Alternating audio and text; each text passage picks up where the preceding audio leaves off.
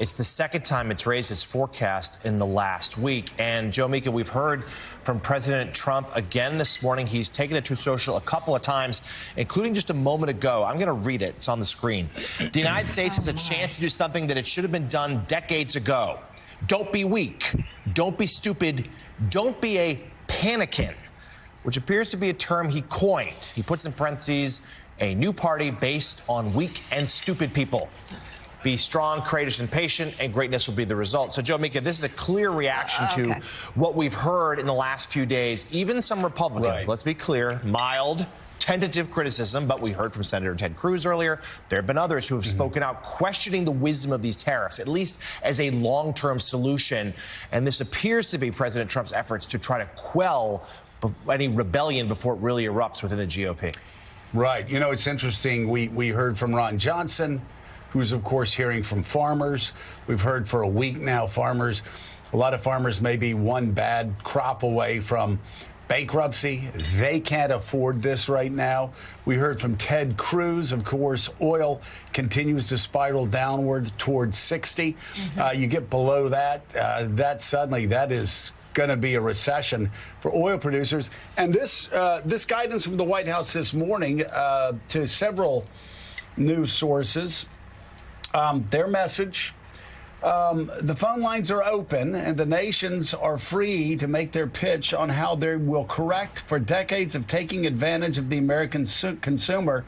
But for businesses looking for certainty, the message is clear. Don't wait. Come build in America. That was to Axios and other news outlets. So if you look at White House guidance this morning, even as the markets continue to go downward for going to be a third rough day, their guidance is, and the president's there, head down. We're going to keep moving forward, and our phone lines are open if you want to do a deal. Let's bring in NBC News senior business analyst and host of the 11th Hour, Stephanie Ruhle. NBC News national affairs analyst and a partner and chief political columnist at Puck, John Heilman, and co-anchor of CNBC's Squawk Box and a New York Times columnist, Andrew Ross Sorkin. Andrew, I'll start with you as we're looking at these numbers and what will happen today. What are your biggest concerns? What are you watching? And for the Americans that are really hurting right now, I'm just wondering if being called names and being dubbed panicans is really the right way to go. I'm not sure. Look, I spent the weekend just on the phone with so many business leaders, investors, and others, and I don't think to a man there's somebody who looks at this and doesn't say this is a man-made disaster. It could, of course, be ended with a tweet, but that does not seem likely. And so then the question becomes, what's the off-ramp? Part of the discussion is what you just, or debate is what you just described, which is the White House trying to bring back jobs to America? Are they trying to raise revenue from tariffs as a form of taxes?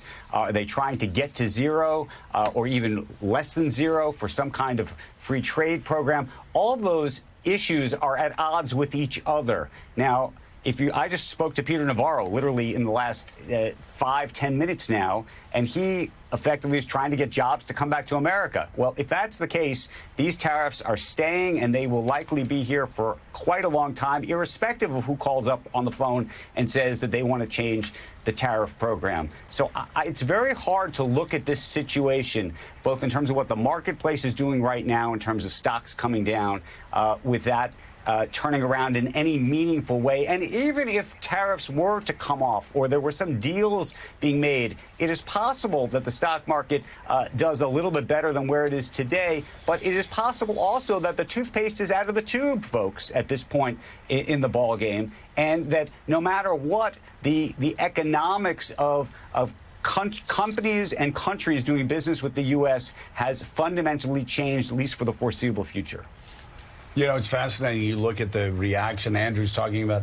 Everybody you talk to on Wall Street, investors, business class CEO, they all think this is a man-made disaster. It is interesting to look at some conservatives. You've got Charles Koch, who's leading a lawsuit to actually overturn these. Right. And you also have Ben Shapiro saying that they're unconstitutional. People on the right that are out there. Ted Cruz, of course, very concerned about what's happening, price of oil in Texas. But you go through all of this, and I guess, Steph, the ones that surprised me the most,